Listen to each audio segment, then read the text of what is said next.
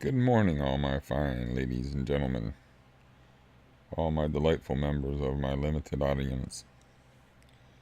Um, I don't know, I just felt like talking. Sometimes I feel like talking in the morning. My voice kind of sounds like I've been gargling with broken glass, but I did a lot of talking yesterday because I did a lot of work on my book.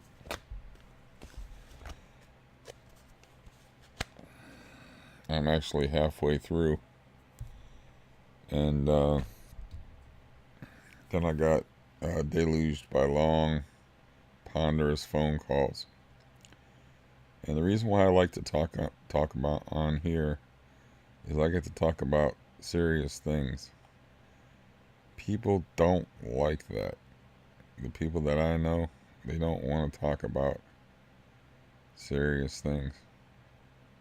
They want to talk about, they want to visit, they want company. And I'm cool with that to a degree, but I kind of like to talk about things that are actually um, important, you know? I mean, um, well, there's one particular fellow on here that we both read Dale Carnegie's How to Win Friends and Influence People. Or it might be How to Influence People and Win Friends. I could be switching it around. I don't know. But, anyways, he didn't like the book.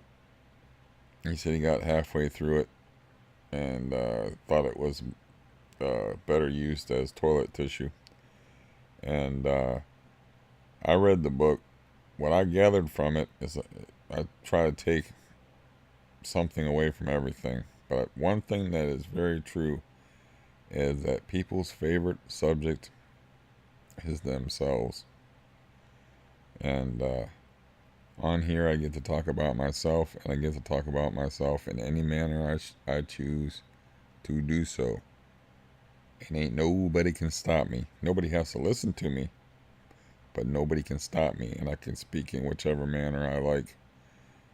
Now, if I were to be, I don't know, racist, insulting, promoting pedophilia, or whatever thing, I imagine that the few listeners that I would have would petition YouTube and get me kicked off of YouTube like they did that so-called conspiracy theorist guy, whose name escapes me right now. But I woke up, I drank 2 cups of coffee. It's probably about 7 o'clock in the morning. I woke up about 4 o'clock in the morning, and I took 20 milligrams of Valium. I'm supposed to take 30 milligrams a day, but I have to make phone calls. That has not been going particularly well. So yesterday, let's see if I can sort this nonsense out. It's also, I have a band-aid on my nose because my glasses um, irritate me. It's not because somebody punched me in the nose. Um, but anyways, see if I can sort this nonsense out.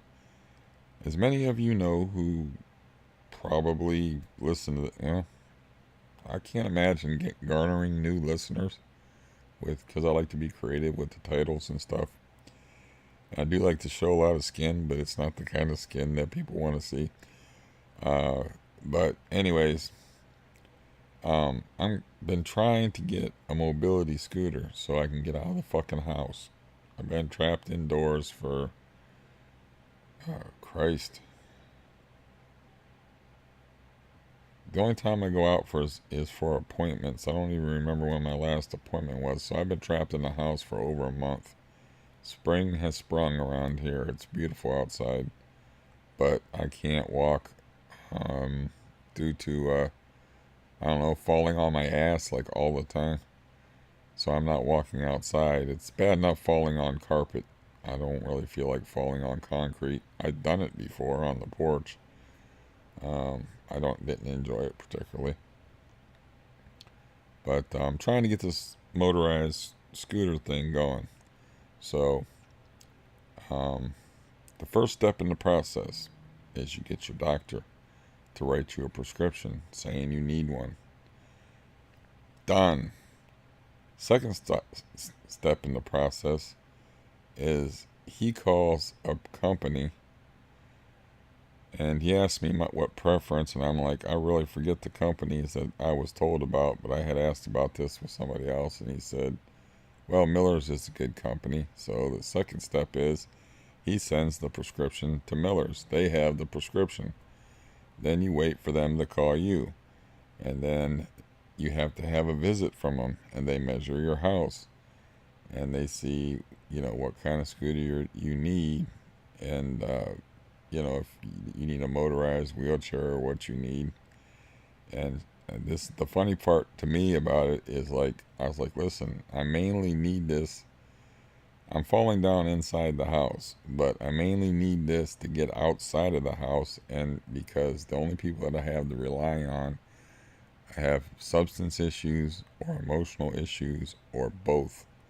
I want to be independent. I want to be able to go outside my house, get my own prescriptions, get my own food, and truck around, on my little motorized scooter and put an extra basket on the back and do my own shopping, just like I used to be able to do with an electric bicycle. And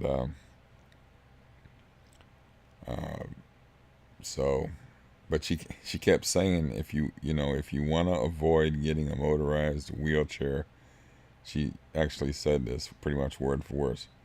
Stress indoor use. Remember, indoor use. Just keep saying that phrase, indoor use. And it's like, why in the hell would I be saying indoor use when the main reason I want one is outdoor use? But I'm just going to follow her advice. So, that part of the process has been completed. Go to the doctor, get the prescription, sends the prescription to Miller's. Lady comes, visits you, evaluates you, your house. And then the next step is she gives you a appointment to a physical therapist to be evaluated to see what kind of deal you need. And then that's when I was threatened with the motorized wheelchair instead of the scooter that I need in order to do grocery shopping.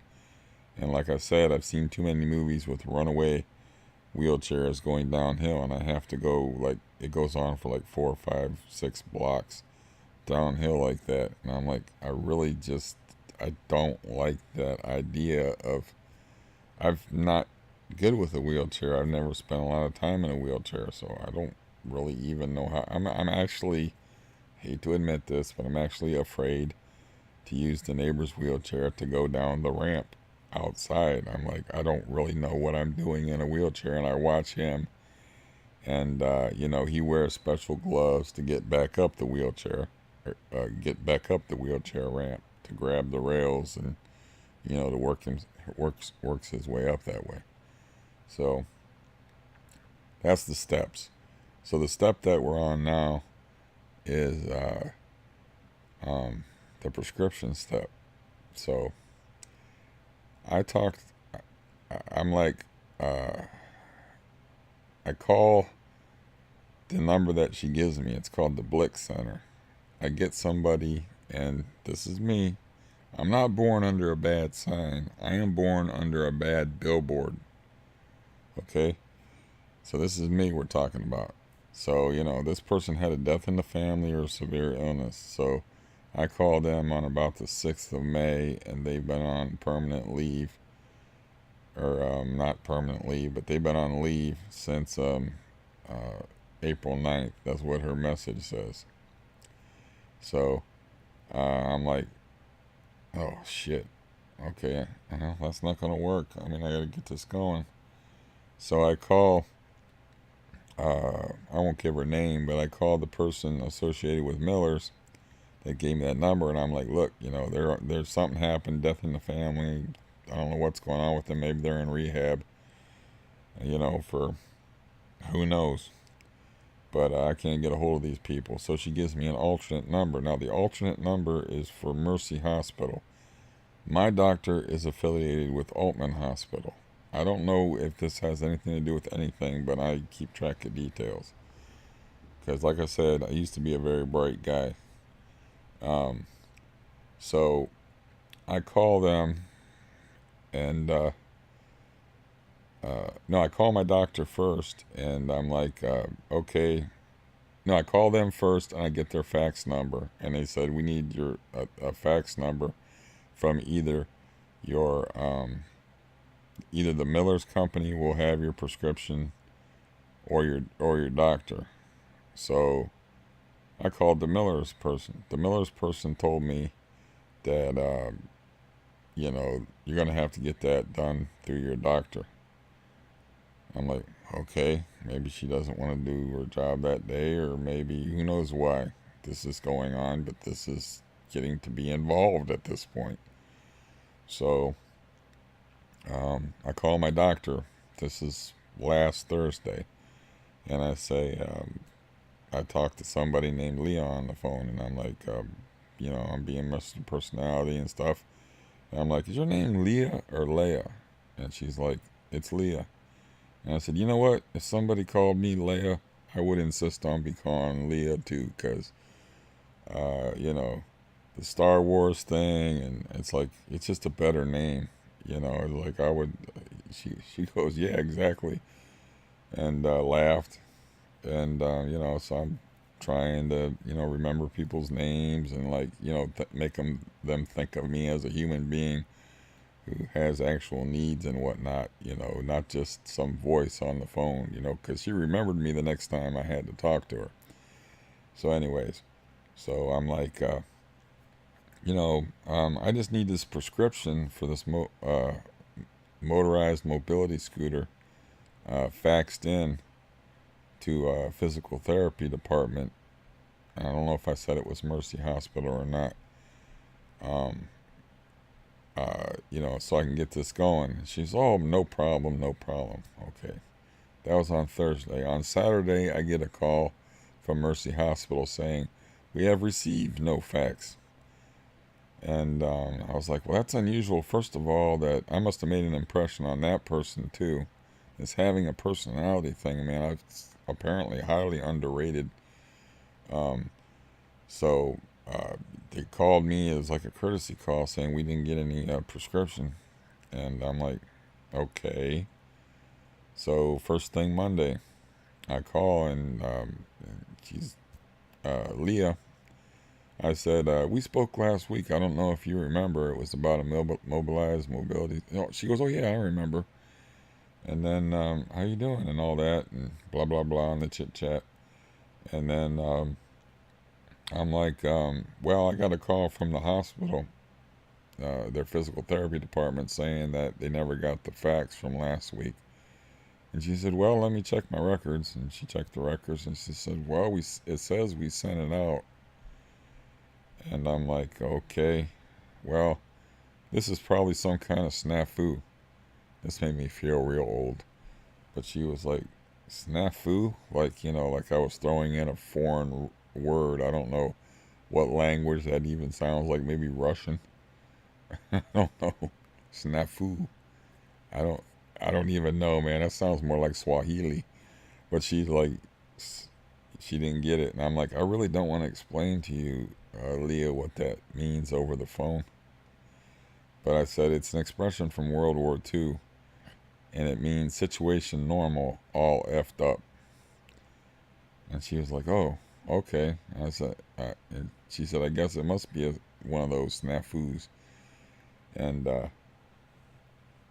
so she's like, this was yesterday morning. I called first thing in the morning, and she's like, okay, I'll write that down for the doctor, and we'll get that done for you. And I rechecked the number, and that's just to make sure we're using the right fax number, and that's not the problem. So then I call the hospital. I'm talking to the hospital, and I'm like, I'd like to talk to Rachel, please, because Dale Carnegie, he said that people like their names, and they like people who remember their names, and they're interested in themselves. So I'm like, oh, you want Rachel? I'll get her on the phone. And then she's like, oh, Rachel is on break right now. She said, but I'm really the coordinator of scheduling. So I said, oh, so you're the big boss lady, huh? And she laughed, and she's like, oh, I guess you could say that.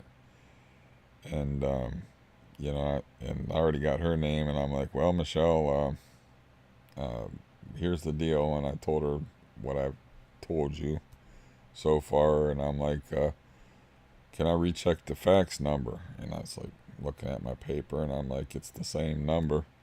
And I said, can I ask you some questions, Michelle? And she's like, sure. And I said, how long of a process is it from when you get the fax to when you call me back and we set up the appointment? And she goes, usually it's no more than an hour. It's like almost within the hour, because we're basically just sitting here, and that's our job, is to do things like that. And I'm like, really, within the hour? And she goes, yeah, well, an hour or perhaps 2 hours if I'm on lunch break. And she said, my lunch break is from 11:15 to 12. And I said, well, I'll write down in my notes here, because I was writing down numbers and stuff. I said, do not bother Michelle during the hours of 11:15 to 12. She didn't get that I was just joking around. She goes, oh, I just won't answer anyway. And I just won't be there to answer. And, it's like, well, that one fell kind of flat. It wasn't a very good joke anyway. But, so I'm like, okay. I hear nothing yesterday. I've heard nothing yet today. So what exactly is happening? And I start to thinking, because I can't help but do that, is like, is this because Mercy Hospital is a competitor of Altman Hospital? Should I call Altman Hospital's physical therapy department, and then maybe he'll do his job and fax the freaking number to Altman, because he's part of the Altman machine. It's like, I don't know what's going on. Then the Michelle person that I was talking to, the big boss lady on the phone, she was like, really what usually happens is, like, Miller calls us and they give us all your information and your prescription. And I'm like, well, maybe this person, I'm just withholding her name because I like her, is like, oh, maybe this person's like new on the job or something, which she did not seem new on the job to me. And I said, I really don't know what's going on. And she said, really, that's kind of freaking me out, because that's just the way it's always done. And I said, well, name withheld told me that I was to set up the appointment first, and then I was to call her, and then she would send you all the information. And she was like, Michelle was like, usually that's not the way things are done. It's like they send the prescription. You don't even have to call your doctor, you know. So, yeah, again, this is me we're talking about. So nothing is ever easy with me. Um, so I'm getting nowhere. So I'm like, what annoying phone calls do I have to make today where I'm spending 40 minutes to an hour on the phone and getting nothing done? Because I still have to call my orthopedic side of the deal to get my knee operated on. And I'm getting nothing done there either, you know. I know these people's names now. Her name's Lisa. She's the secretary to Dr. Scarcella. I left a message saying, all I want to know is, like, if the faxes reached you and Dr. Scarcella has or got those faxes that I was told was being, my medical records were being faxed from Tri-County Orthopedics and my primary care physician. You can just leave me a message. No message, no call. So, that's like part of the reasons why I woke up in the morning and I'm like, 20 milligrams of volume, so I can, like, make another effort.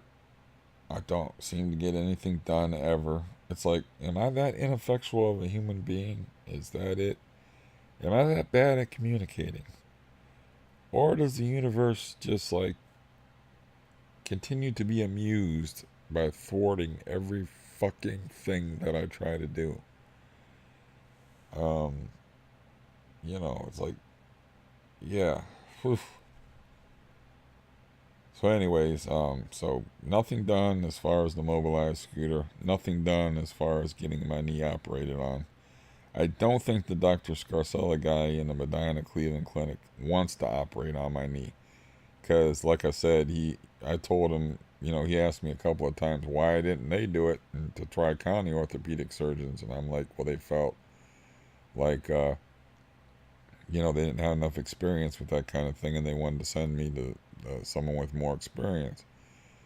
And then he asked me the same question, and I, answered it in a different way and said that they felt like they were out of their depth. And he said, well, let me be honest with you. If they're out of their depth, I'm probably out of my depth too. In other words, if they don't want to touch you, you pariah of a patient, I don't want to touch your leper ass either. So, that might be why I'm not getting no callbacks from Lisa. Now, what do I do in a situation like that? Do I ask for another referral from Tri-County? I mean, in the meantime, I'm falling down and I broke my, if I was more energetic and less modest, I would get up and show you my broken trash can, which partly broke my fall. And then I landed on the cord to this lamp and got somehow all tangled up in the springs of my chair, which I flipped upside down, and I made the mistake of kneeling down and working on it yesterday, trying, because I could not figure out how to get the cord untangled from the springs inside the chair. And then my knee hurt so bad that I think I took like 400 milligrams of gabapentin, so I was stoned most of yesterday, which I don't like being. But I still worked on my book, and I got 27 minutes of it done until people started bothering me on the phone. And my voice is already screwed up from all the reading I was doing, because 27 minutes of finished product is more like 2 hours of me. So, I'm talking, we had a nice conversation. I'm talking to my niece. Then my brother calls up, and I'm talking to him. God only knows how much talking I did yesterday. Then a weird thing happened where my cop friend calls me up, like after I have all the trouble in the morning on the phone. Calls me up around 11 in the morning or something like that. And he's like, I want to stop in for a few minutes and see if I can get your motor started on your boat. And I'm like, why? I'm not going to sell it this year anyway. He goes, no, you don't understand. You gotta start it from time to time in order to keep it working right. And I'm like thinking, didn't I just tell you that it was in my cousin's hands for I don't know, 8 years, 9, no longer than that. So I bought it even before I moved here. One of the reasons I moved here is so that we could use the boat. So I probably owned the boat 10 to 11 years. And it's been in his hands for that long. Because I had planned to move here while I was living in North Canton. So I'm like, I don't know why he wants to do this, but he really wants to do this. And I wouldn't mind seeing him. I don't hardly ever get to see him since I can't go fishing anymore. And he's a very, very, very busy grandfather. And so, he doesn't even come inside. He immediately goes outside and he's working his ass off on that motor, and like, I got the neighbor's wheelchair and I was going to say, well, I'll brave the ramp out there and, and then it wasn't connected. So I just moved it and then like it didn't have the feet things connected and stuff. And I'm like, oh, the hell with it, man. If I got to put it together. And another reason is I said the hell with it is I looked out on the porch and there was a bunch of kids and they were picking up a box and said, look, somebody got a package. And I'm like, I'm going to go out there with them damn kids out there. Anyways. And it's not that I don't like children. It's that like when I'm in a certain mood, I'm not good to be around children. It's like I frighten adults. So you can imagine the effect that I have on children. So I'm like, the hell with it. I'll just talk to him through the window. It's right outside my bedroom window here. So I was talking to him through the window, and he's like, man, I tried everything. And then he like reached in the boat, and there was like an old corroded can of starter fluid, and he said, looks like somebody's had trouble starting this motor before. And I said, yeah, when it was taken out a few times, they would have trouble getting it started. And they used starter fluid, but once they got started, it ran fine. He says that once you keep gasoline, you got to drain a motor. Either got to fire it up periodically, a boat motor, or you have to drain it of its gas and oil, or the stuff turns into like a varnish. And I was like, well, varnish. And he goes like, varnish. He's like, there's nothing I can do with this. You'd have to take this motor in and get it serviced for like, it cost you at least $200 to get it worked on. And I'm like, well, that's not happening. So the boat that I could have got $900 for is now more like a $500 or OBO boat, or best offer, thanks to my to my good friend, the boat guy. Uh, yeah, so I have no desire to talk to him anytime soon. I know he don't know a whole lot about boats, and I know that, it wasn't like, it's just an act of neglect, but the whole thing about, like, he's trying to sell something for me. He knows how poor I am, but he doesn't even look at it and make it presentable before he shows it to the buyer. He's either too lazy or stupid to do that, or both. He's not stupid, so he's just too lazy, or he just doesn't care enough about me to try to put money in my pocket. And so, he just like pulls back the canvas, and there's a foot of water in the boat. And the guy's like, I don't want to buy that boat. But if he would have bought that boat, you know, the motor, he would have had to put money into the motor anyway. And it wouldn't have been no instant gratification for him. And the motor's a classic Johnson outboard motor. It's I don't know how many horsepower it is, but it doesn't go very fast. But it's a classic motor, and that's why people like them, is because they're fairly trouble-free. I don't know if you take care of them to the barest minimum, but that's too much about boats. Um, so he came in here, and he gave me, also wanted to help me out. He gave me like this roach bait type stuff, where it's to take it back to the nest stuff. He said you just put like a little dab on corners, and I'm like, well, I can handle a little bit of dab of poison. And nothing seems to be going in these roach motels. I mean, I only got 4 of them in here, and 3 of them in here, and 1 of them in the kitchen. And I got a box of 6 in the mail that I didn't open up. I don't seem to be catching anything in them. I saw a roach this morning, first thing in the morning. Always a good way to start the day.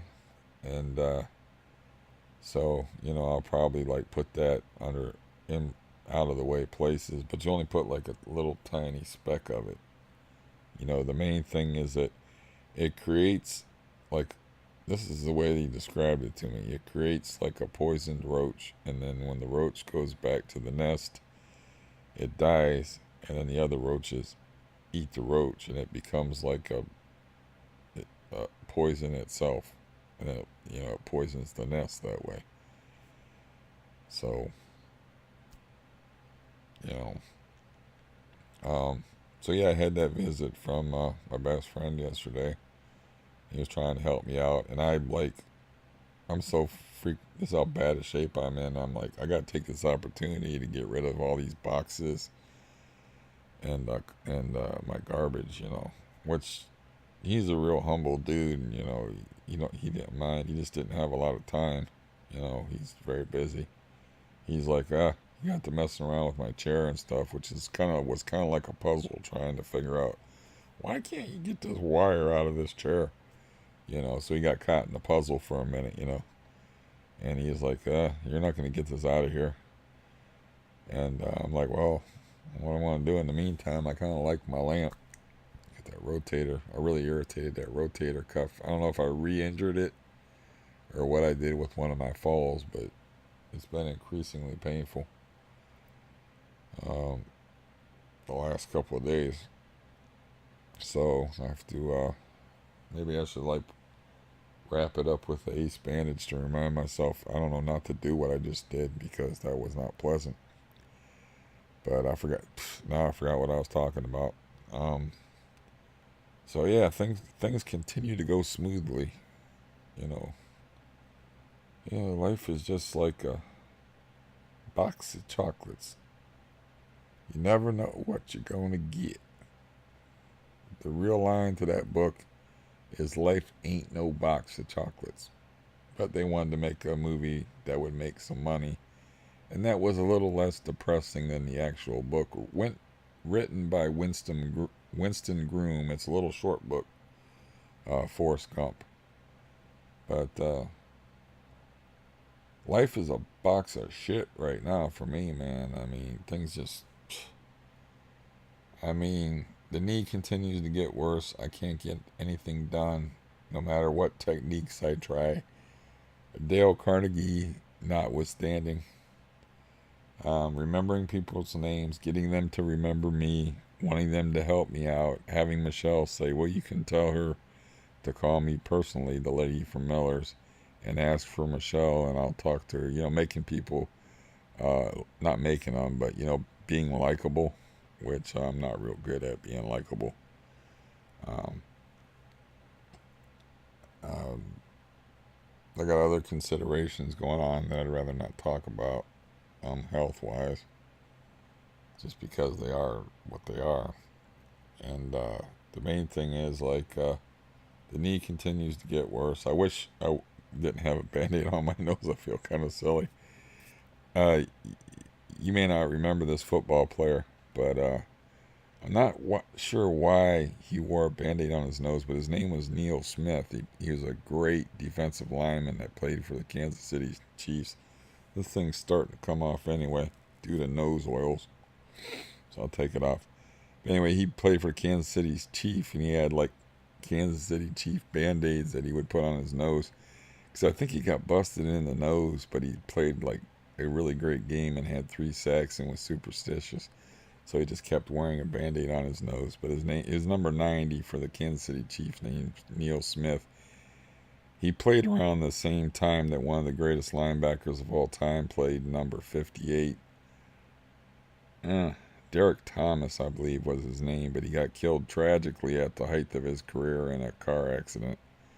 But he was like in the Lawrence Taylor category of unstoppable pass rushers. He's one of those outside linebacker guys that would line up wherever he wanted to line up and just rush the quarterback, and just had so much speed and power and agility, you know.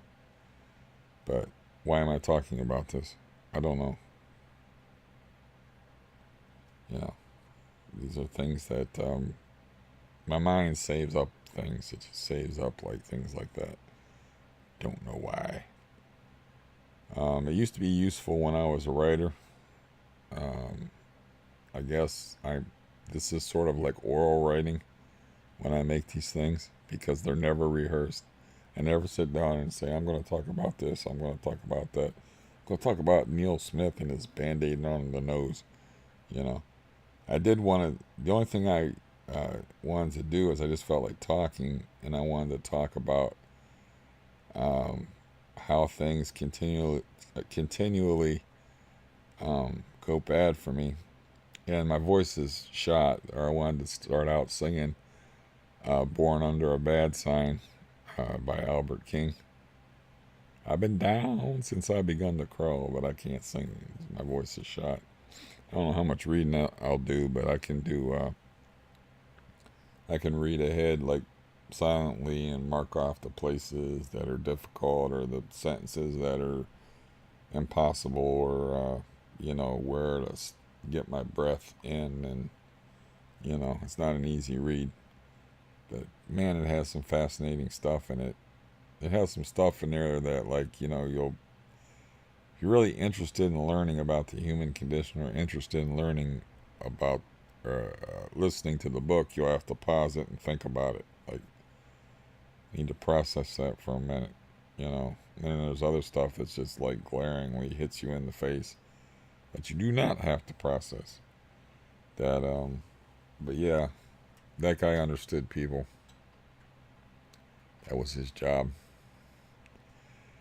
And it's really eerie, Well, people don't change. It's like the human condition doesn't change.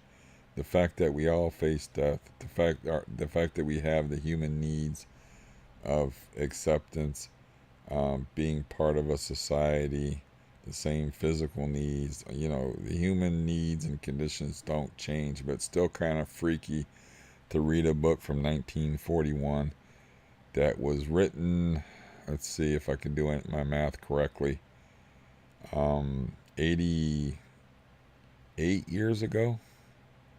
Is that right? No, it would be 78 years ago. 78 years ago, and he's just nailing shit. It's like, some of it you can tell, well, this is kind of dated. He's talking about the radio a lot. It's because it's 1941. They didn't have no goddamn TVs. But, anyways, I'm making good progress on that. I'm already halfway through it.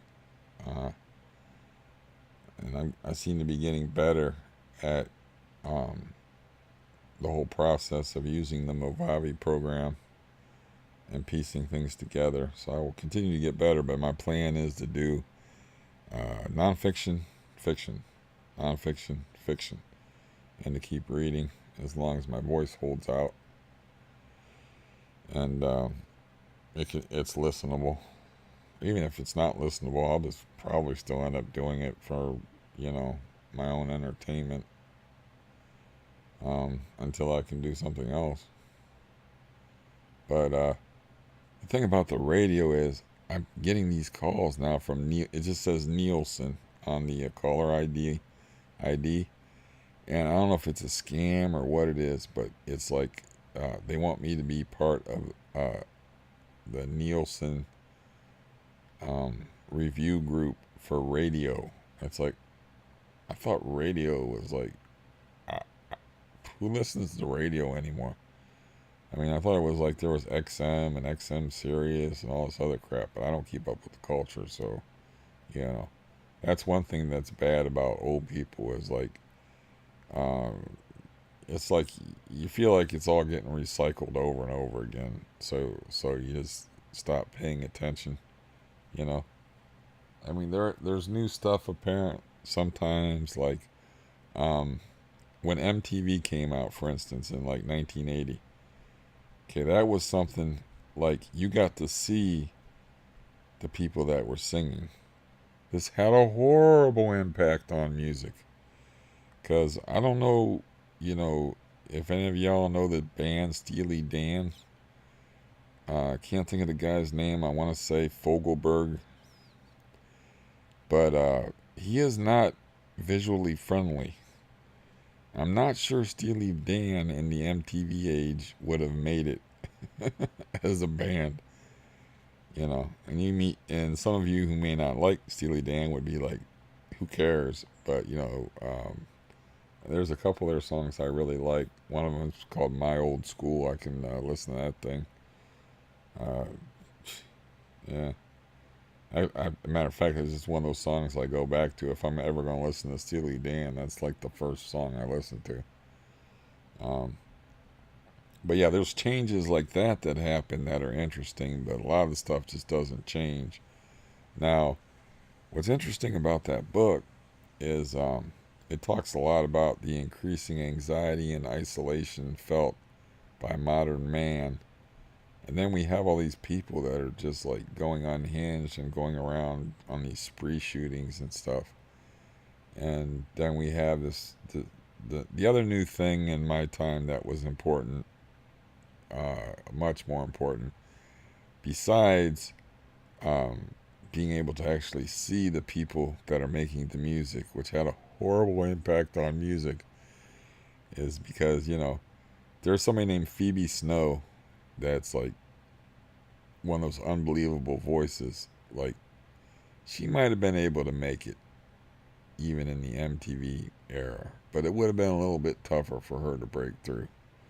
But then, there, uh, I can't think of any examples right now. But anyways, going back to the other thing that I was talking about, um, if I can remember it, because I have had 2 cups of coffee, but I did take 2 Valium. Shit's not good for you.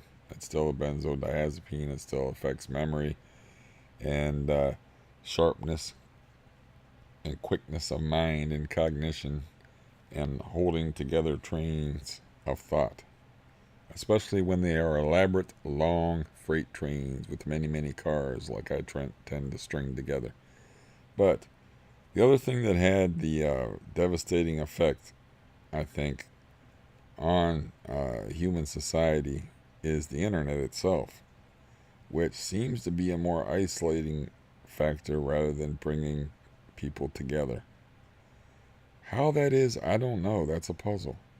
Maybe somebody has already written books about it, like the impact of the internet on human society.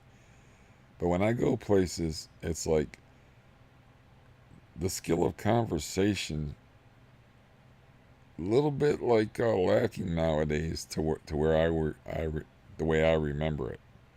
You know, there'd be just so many people like hooked up to the internet. Um, just messing with their phones, and there'll be people that are together, like you're at an appointment together, and you're not talking to each other. You're sitting there freaking looking at the internet, texting people or like playing games or whatever.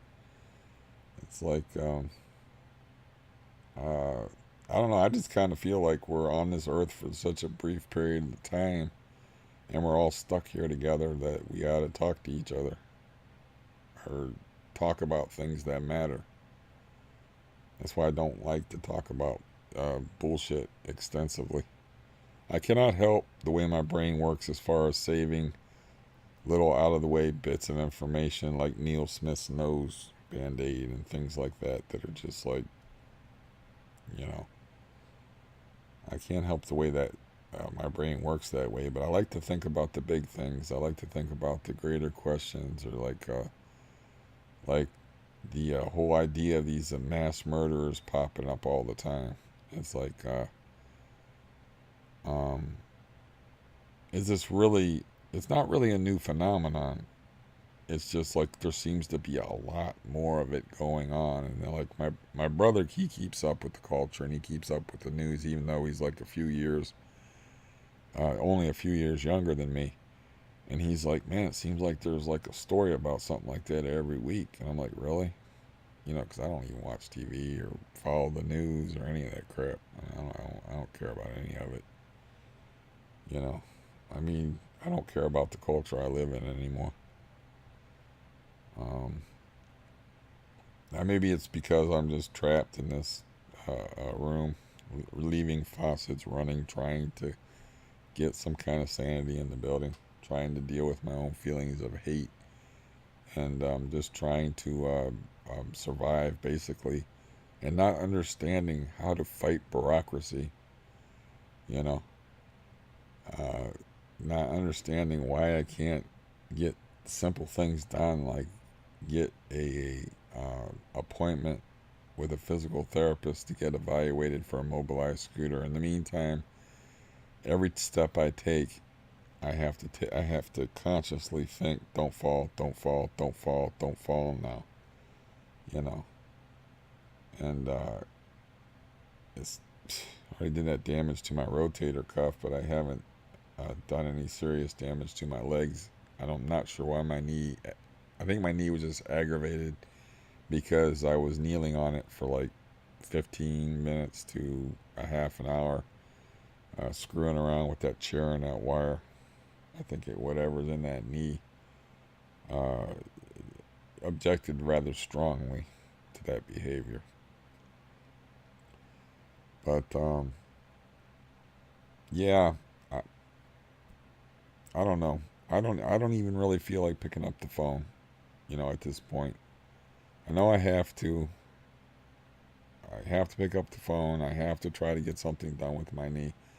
But how hard can it be? I mean, how bad does it have to get to be before they cut my knee open and fix it? What do I have to do? Do I have to, I don't know. What makes me cry? Maybe if I watch Open Range and Good Will Hunting back to back, those are two movies that affect me emotionally. I can't read a whole book, it takes too long. But, and then get weepy in my next appointment and be like, please, you gotta help me. It's like I'm gonna end up in a wheelchair and then I'm gonna have to kill myself. And, yeah, to get something done, to get taken seriously. Because this is killing me. Honestly, it's killing me. It's because if I don't get something done with my knee and I continue to get weaker, and, if I end up in a wheelchair, yeah, that's going to be the end of Steve because I ain't built for that shit. And, I've already gone through medical trauma upon medical trauma. I did my time. I lived as an old man when I was 16. I already had my old age and shit. I ain't going through old age again. I ain't going through wheelchairs and dependency and all that stuff, man. Mm-mm. I'm from the Dr. Kevorkian school. So really, this is a life and death matter with me, this knee. Because of the CRPS, if I don't get this knee fixed and I end up in a wheelchair because of it and not being able to walk, I'm out of here. I'm done. And those aren't just words. Believe me.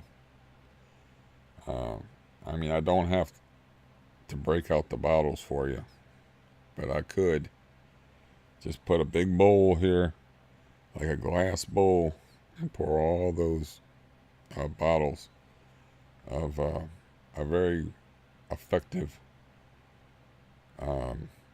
repressant of the respiratory system. I don't know how many hundreds of those things that I have, but I don't want to do that, like I said, I'm amused. I enjoy myself. I like myself. I find life amusing to a point. I mean, I actually sometimes enjoy other people as well. But as far as dependency, I can't handle that, It's because of the way I was raised. I think I just can't. I cannot handle, I had to ask my best friend yesterday to carry out garbage and boxes. He's coming there as a favor to me to try to help me get the most money possible out of my boat by checking my motor and stuff, and I've got to humble myself and ask him to carry out boxes, 2 giant boxes of cardboard that had built up from various internet purchases, and I'm having the guy carry out my garbage. He's humble enough to do it. He's very humble dude. He's a real Christian. He's not Lord, don't you know me, knock at the door type of Christian dude. He's the real deal.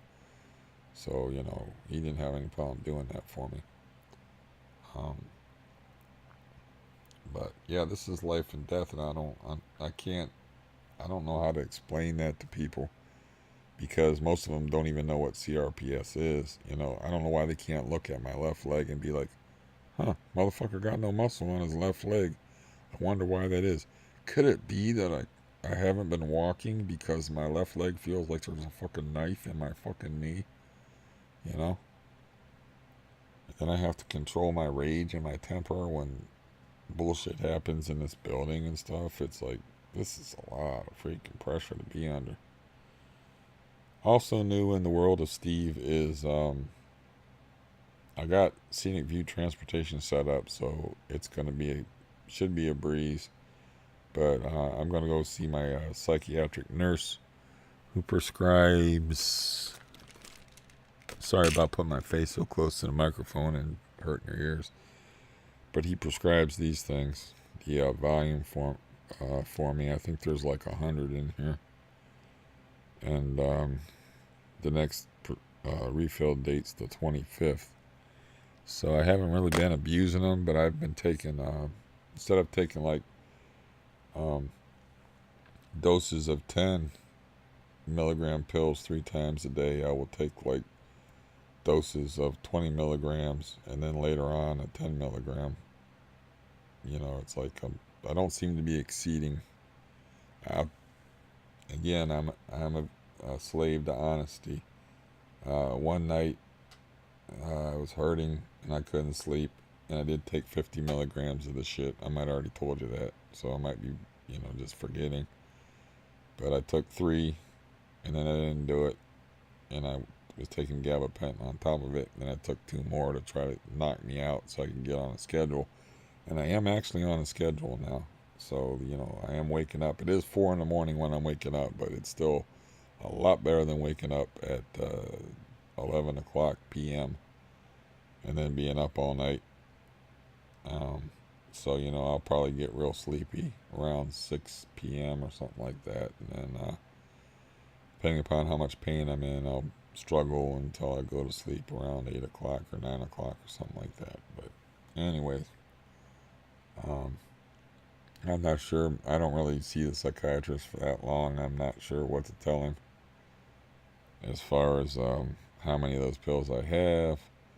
I mean, I will ask him, like, is that on record that I used that Refo? Because he gave me a bottle, like when he first gave them to me, he gave me a bottle of 120 with 1 refill. And as long as you got that refill before June, it was still good. So, instead, I did call up their prescription line and ask for a refill. I was just going to leave that 120 bottle sit and get a 90 bottle. But I didn't get no answer back, and I had the opportunity to, get that refilled. So I just went ahead and got the 120 refilled. So yeah, that's coming up. But yeah, I don't know. As far as like getting the $200 taken off my income, which I'm not good at math, as I've said many times, but I had like, if you tabulated my food from Meals on Wheels, my actual monetary income, and my SNAP benefits, it all came up to around $1,600. So I lost $200 of that. Now I'm not doing the math, but what would that be like? I guess I am doing the math. I'm a liar. That would be like 1/8 of my income gone. So, that's a profound change. It's a profound difference when you lose 1/8 of your income. 1/8 of your income when you're in 6 figures, not that big a deal. But when you're getting $1,600 a month to live on, kind of a big deal. So there's that. I don't think there's anything else to report. I don't feel particularly amusing today. I'm not sure even how to approach the knee thing at this point. Like, do I call Dr. Scarsella again? Will I just get Lisa's answering service again? I just want to know if they got the faxes, or do I call and ask for another appointment? Maybe that's what I should do. I should just call and ask for another appointment, and then just go through the process again and have like call my orthopedics people and tell them to fax the stuff like it's the first time I did it. Like I didn't do it before. And even call my doctor and ask him to fax the guy back to Scarsella if I can get another appointment with this guy. But I don't think this guy wants me as a patient, frankly. And if he doesn't want me as a patient, They usually don't tell you that. Like, I don't want you as a patient. Not unless like you're belligerent. And I've never done that. Not unless you've gone off in their office and said, "Listen, you fucking quack," in their face. I've never done that, but they don't tell you that. They just give you the runaround. They're not direct. They're like, I don't want you for a patient. I think you should see someone else. Never heard those words from anybody in the psychiatric profession or the regular medical community. So I'm not sure what to do in that case. If I should ask Tri-County to refer me to somebody else, if I should ask Dr. Scarcella to refer me to somebody else. I don't know what to do. It's just me out on an island here, people trying to make these decisions and trying to figure this shit out while I'm in a great deal of pain, while I can't walk, and while my digestive system seems to be in some bizarre form of revolt. So, about the whole thing. And also while dealing with feelings of hatred and having roaches. First thing I did this morning, I only make 1 cup of coffee at a time. And this my big cup right here. To keep me from drinking too much coffee. So, but I had the coffee pot underneath in the way where I need to move it to put the coffee cup. I move it and there's a pregnant roach on the coffee pot. So my first job this morning was to drown it in the sink. And this is because I live in a slumlord's building, which this is, like I said, it was a nice building until they bought it, but he just wants to be a slumlord for some reason. I don't know why. But he brought in these people from Stark Metropolitan Housing. They let a bunch of people live up there, and one of them brought in roaches, and he kept it a secret until they started leaking in my place, and then he was like, "Really? Huh, son of a gun." But really, he knew about it all along. He was just keeping it secret. And either that or he's lying he's lying one way or another. Or he's lying about having an exterminator, come in here at least 3 days before. He was acting surprised. So he's lying and being disingenuous one way or another for whatever reason. And I'll tell you what, there's a video on here, I believe it's from April 12th, where I think a centipede or a spider or something falls from the microphone, and I jump up and I'm smacking it and stuff, and I'm saying, I think that's the action part. That will be the action part of the video. That was probably a roach. So there was probably roaches in this building all the way back in on April 12th. That was probably the first one that I saw, and I didn't know what it was because they're super fast when it's warm, and I like to keep it warm in my room. And so I didn't really, see what the hell it was. I just know I was trying to kill something very fast. I didn't know if it was the video is called damn it. I don't know, but it's from April 12th. You may even remember it. They're like, I jump up and I'm smacking it. And you can hear me smacking the bed and stuff like that. So the roaches might have been in here for over a month now, like well over a month. And somebody brought them in here. Who knows? Who? But yeah, that occurred to me. I was like, yeah, there's that. I thought that was like, I didn't think roaches. But now I'm thinking about them all the time because that's the roach trauma that I was talking about the other day, where it's like I got like a blinky light on my Chromebook down there, and occasionally it'll blink and I'll catch it like looking over here, and I'll see that, and I'll look, I think roach. That's the true trauma of living with roaches. Is not that you're living with disgusting bugs all the time. It's that you're always thinking about them, and they're always there in the back of your mind. And you're never, even when they're not around, you don't escape them. It's that's the true trauma involved in it. Anyways, my voice is getting hoarse, and Oh, that's the shower. I thought it was starting to rain. Um, One thing I'm going to do today is I'm going to set up my treadmill, which and try to walk on it, bad knee or no knee, to try. I feel like I'm getting winded too easy. I feel like I have to do something, and if my knee's going to hurt, at least I can help my heart out. If it's going to hurt, it's going to hurt. I mean, I don't know. I don't know. I don't know why I have to be in this situation. I mean, I cannot help it that I am like a robot, like emotionally, that I express myself in words. I cannot help that.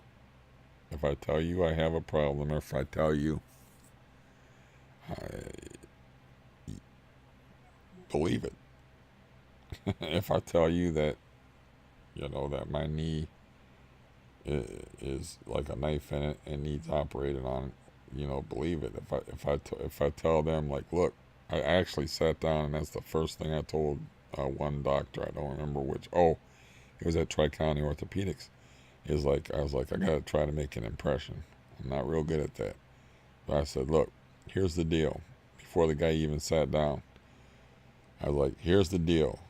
I said, I used to have one good leg. That was my right leg. That's the leg that's got Baker's cyst in it, and now apparently has a blood clot in it. The other leg doesn't even have a calf muscle and is highly affected by CRPS. If I don't get this right leg fixed, I'm going to end up in a wheelchair. Now, you don't want to use the S word in front of the medical community. So I didn't say, and then, but, that's word for word. That's what I said to the guy. I said, I cannot break it down any plainer than that. I said, that's the deal. He said, well, we're going to do something about it. And it's like, we're going to, he's like, we're going to schedule you for surgery, you know. But first you have to see this guy in Cleveland Clinic that's not going to want to operate on you. So, uh, yeah, why the universe has picked me as its bitch, I don't know. But there's something, you know, like like like I said, man, there's something about me that the universe don't like. I'm not sure what it is. And it's like, I guess I'm not like other people in that I don't get emotional. I, in the same way, I am conditioned by CRPS to express myself verbally and to not get emotional. It is why I have such a horribly violent temper, is because I have to not get angry. I have to, like, try to be a duck and let water roll off my back, you know. I have to not try to get angry. So, and of course, I had to have a lot of repression when I was growing up. Didn't stand up to my dad until I was 20. When I was stuck living there because of, having, I don't know, 3 spinal surgeries and no place to go and no money and very little income. Um, so yeah, um, I I don't know how this can get. I'm not gonna say that. Strike that. Strike that. I was gonna say I'm not. I don't know how this can get any harder, but one thing I've learned about life is it can always get harder. It's like, oh, I'm all cut up with razor blades. How can this get any worse? And then lemon juice rain falls down from the sky, thanks to Willy Wonka, who just thought, it'd be a beautiful day just to shoot magic powder up into the clouds and let it rain lemon juice, you know. Um,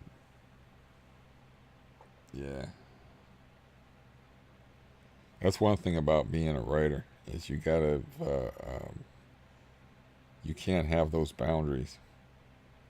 Whatever nonsense, that nonsense is your friend. Whatever nonsense floats in your head. Now, when you're doing it orally, it may come out and make you sound like a jackass. But when you're doing it on the page, man, you just go where that. I used to write, so I used to just like follow the pen. Wherever the pen goes, that's where it goes. I can fix it later if it's fucked up, but I can't do that with the video. I cannot believe that I've been talking for an hour. That's absurd.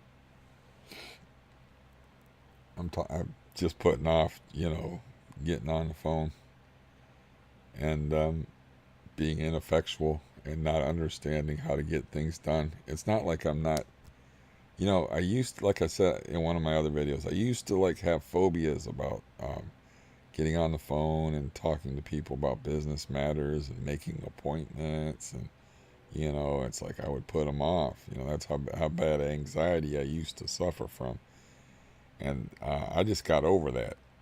you know it wasn't a matter of benzodiazepines helping me get over that. I got over that way before I had a problem with benzodiazepines. um, I just got over it just by doing, I guess. I remember I went to this pain clinic uh, place in Cleveland Clinic, and like right around the Gulf War, so that would be like 1991 or 1990, whenever the Gulf War was. The first time we made Saddam the bad guy. Which, yeah, he was a bad guy, but I almost got geopolitical there, man. We don't want any of that. But anyways, the time would be like 90 to 91, around there. But I had a person tell me there that just make one call a day. Just one. Because I was like, telling her, I was like, man, I don't like making like calls, and I don't like doing that. And then she's like, I had the same problem at one time, but then I just started making one call a day, and then it just got easier. And it's like, that's how you do stuff. Is like, when something's hard like that, you just start out. It's like physical therapy when you can't walk. You don't start out just walking. You get on those parallel bars and you take a few steps, and they pat you on the back and tell you what a good job you do, and then you plop back down in the wheelchair. I had to learn how to do that, how to walk twice, and then they wheel you back up to your room and you eat the hospital food. You do your little baby steps at a time. So that must have been how I overcame that. But this whole thing about like not getting anything done, and then trying techniques that are contrary to my personality, it's like, it's very hard to take. And I mean, I don't know, I might even put off making the calls today and just concentrate on getting the treadmill set up, walking on the treadmill and seeing how that goes, and like doing some physical stuff. And I had my brother clean, and when you have somebody clean, they rearrange your shit. So I lost a very important envelope that I cannot find anywhere. I told him, don't throw away any envelopes. He's like, of course, I'm not an idiot. I'm not going to throw away any papers or any envelopes. I'm like, just put them in this box. Well, this thing that I need, it's not in the box. So I'm, I might concentrate on other things. I might actually blow off the whole knee thing. I mean, it's been 4 years. What's another fucking day? Or, I might wait till the afternoon to where, I want to make these phone calls and get Lisa on the answering machine again at Scarcella's. And, the knee just needs cut. It's needed cut for like, I don't know how long now, but I know I've been suffering with it for 4 years. I've had some form of pain in my calf or my knee. And what happens is, it's like you get pressure in the knee and it radiates down the calf. But for 4 fucking years, and I'm still in prison here in my room. It's been much quieter upstairs, since the landlord, they messed with his money by taking too many showers, by having too many people up there, and he laid down the law and said, then people all got to be out of here by a month or you're out of here to Michelle. And I'm keeping the faucets dripping as we speak. I'm making sure in a passive aggressive way that this is going to happen. And if I'm stuck with anybody, it's just going to be Stampy. It's still, it still might be difficult. I don't think she works, so it still might be I still might be trapped in my room because I just can't handle it. It's like I said, it's like being at a rock concert and feeling the vibrations instead of hearing noise. It's like hearing stuff is one thing, but feeling it is another. And when she's stomping around up there, I can actually feel it. It's like it goes through me, and I just can't handle it. Yeah, I just can't handle it. And I've never actually hoped that somebody twisted an ankle or, broke a leg in some way or another, but that thought has gone through my evil mind a couple of times. It's like, why can't you just sprain an ankle or fall down? Then I can just get some peace and quiet for a while. That would be great. That's all I really want is peace and quiet, you know. That's all I really want. And then when I use my shooter's earplugs, which are I got 2 sets. I took these off the strings. But when you put these things in your ears, you don't hear shit, you know. So, but I have to read with them jammed in my ears, so my voice sounds weird to me. So I sound horrible to myself while I'm reading, which does not, make me feel particularly confident. But I can't hear like when the UPS store guy bangs on my door, wanting to leave a package. I can't hear that. I can't hear much of anything when I have those things in because they're made to block out gunfire. But anyways, I don't know how to make endings. I do know how to make endings in print at least, but I do not know how to make endings in random diatribes involving stream of consciousness and me just stringing together words in a I think pretty fashion. I don't know how to do that because it is just stream of consciousness and it is just things that occur to me, and I try to wrap it all together and keep a theme going. And a theme to this would be just futility, because that just seems to be what's going on here. Futility. It's like, now who do I call about the scooter? Now who do I call about the knee that I need the scooter over? And like, should I just use the walker with the wheels on it and walk up and down across the floor? Should I try the treadmill? I mean, I have to get some kind of exercise. I keep telling myself that, but all I do is lay in bed in my quiet room and live inside my head. And it's a trick I learned a long time ago. Is like, you can make a day can go by like a blink if you're not involved with other people. If you don't have like just by being wrapped up in my own thoughts or my own projects, or reading other people's thoughts and stuff, I can do hard time, man, if I have solitary confinement.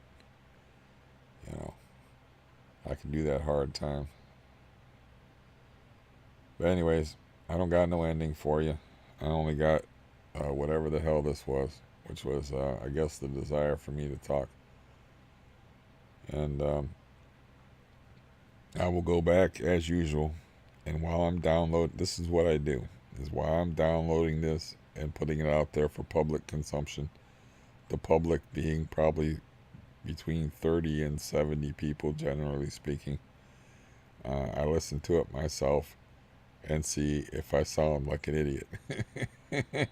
But it doesn't matter, unless that stuff about might be a little bit dark for people to handle, but you'd have to understand it from my perspective, and to me, I've been old already twice because I've had to learn how to walk twice. I've been in a back brace. I've actually had a special potty so I wouldn't, my legs were so weak that I wouldn't have to lower myself down the potty extension thing for old people. So I've already been old. I don't see why I should have to do it like 3 times. I was going to try to flick my Band-Aid into my broken garbage can and failed. Let's see if I can hit it. Here we go. Nope, missed it by that much. Just a bit outside. But yeah, now I'm just being boring, so I'm gonna leave you and go back, chew some gum, drink some more coffee, and think about how to handle this unsolvable riddle that life has handled me. What? How to handle this unsolvable riddle that life has handed me. Okay, my voice is really going. So that is a sign for me to leave you until the next time I feel like talking. And I did have things to report, and so not totally self-indulgent. At least 20 minutes of it wasn't totally self-indulgent. The rest of it is just I enjoy words, and I enjoy thinking, and I enjoy at least attempts at being clever. I am what I am, and I will be what I will be. As a 51-year-old, I ain't going to change, man. This is who I is. I is who I is. And yeah, I used to think that was funny. That see, man, I don't even know if I might as well. I've already got you for 116 minutes if you actually listen to all this. This is I will read this book to you, not to you specifically, but I will read this book and put it on YouTube. It's actually one of the few books I own. It's by this guy named Eric Fromm. It's called "You Shall Be as Gods," which is a quote from Psalms. But it talks about the name of God in the Bible. Now, name of God, Yahweh, Jehovah, or whatever. The name of God is lost. Now, the reason why the name of God is lost, at least the God we're talking about that's in the Bible, is lost, is because of the nature of the written Hebrew language. We just have, it's called the Tetragrammaton. It's just, we have 4 letters because of that one commandment that says you shall not take the Lord thy God's name in vain. A superstition arose amongst I guess Jehovah's people or the Jewish people, that they did not want to say that stuff out loud. The problem is they didn't really use, to keep the written language alive and viable, it had to be spoken. And there's just those letters, and they can be translated as YH. And I should read it to you out of the book because it's kind of foggy to me now. This is all stuff I learned years ago. The point being that the name of God is either, generally speaking, considered to be Jehovah or Yahweh, depending upon which scholars you talk to. And they only have the 4 consonants, and they're just kind of like filling in the vowels because the vowels are lost. It's just the nature of the Hebrew language. But what that is translated in as in I think even in the book of Exodus. But again, my scholarly days are like 20 to 30 years behind me. I'm just all from memory. I am what I am is supposed to be what God's name means literally, or I am that I am, depending upon who you talk to. And that's what Popeye used to say. I am what I am. And I always thought, like, somebody here like making a joke or poking fun at the Bible, or what is this about? I am what I am. And I'll see if I can find a clip of Popeye saying that. But Yeah, I'll read you that passage, maybe just out of that book. You know, maybe I might even add it to this uh, a video for, and then maybe even like post it separately that explains that. But there's tenses involved also. Language is a very tricky business, my friends. You don't only have to deal with semantics and changes in meaning, you have to deal with tenses.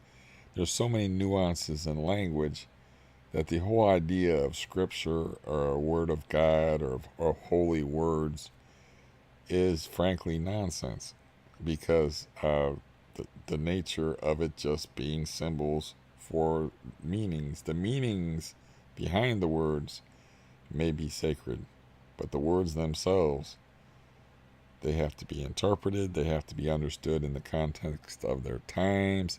There's tenses to deal with in the aspect of the Hebrew language. When it was written, they didn't really believe in putting in the vowels. It was just consonants, you know.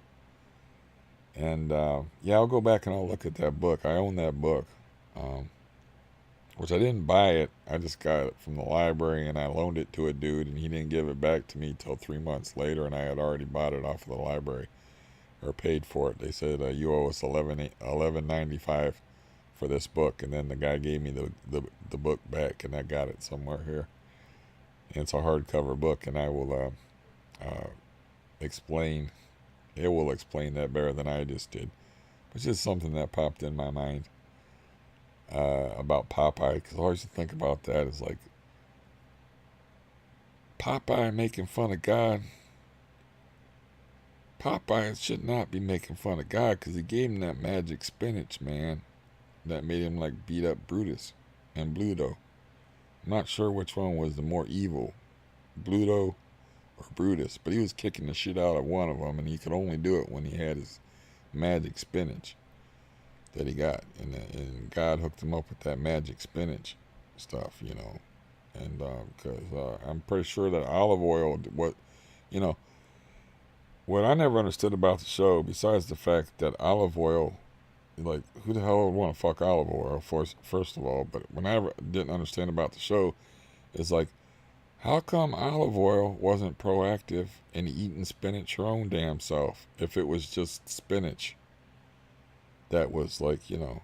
So I figured it was just magic spinach that God gave Popeye and Popeye alone, or olive oil would be eating the stuff and beating the crap out of it and, you know,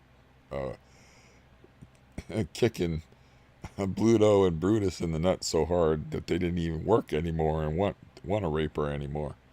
But that was the excuse for the cartoon, I guess, was like it was teaching kids to eat healthy. I mean, I don't know. But this is just more interesting nonsense. But yeah, such a tragedy. But I don't know how the boat guy got a hold of it. But the boat guy got a hold of an old, like, very old. I don't even know what you would call it. A lithograph, a painting. I don't even know, a sketch. I don't even know what you would call it. But it was clearly ancient. You know, it was probably, you know, those Popeye cartoons, they go back to like the 20s, maybe even before. And they're old cartoons. But it's a pornographic picture, and it was a big one, man. And the paper was all yellowed and stuff of Popeye on top of olive oil screwing her missionary style. You know, like, you could tell it was ancient, you know. And I was like, whatever happened to that? And he's like, I got no idea. And I said, you know, I guarantee you that had to be worth some money. And he goes, it probably was, but I've moved so many times. I have no, it got lost in a move or somebody stole it or something. It's just gone, but I can still see it.